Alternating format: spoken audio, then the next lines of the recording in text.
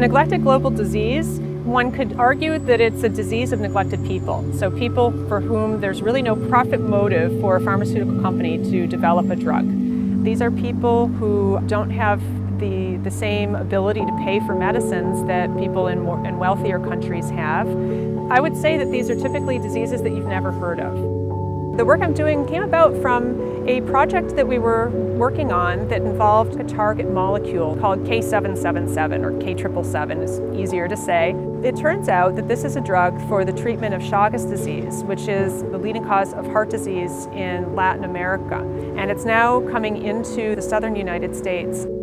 I had never heard of Chagas disease, and as we started looking into it, I thought, oh my goodness, this is really an issue. Anywhere from 7 to 10 million people are actually infected with the disease, and so it does lead to a substantial number of deaths. When you take the drug, the K777, the chemistry in the body occurs at the vinyl sulfone. One aspect of research that has been lacking with this compound, and there have not been very many variants of the vinyl sulfone to try to determine whether or not you could make a more active drug.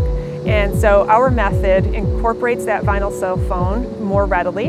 And in fact, we have some analogs now that appear to be more active than the original compound.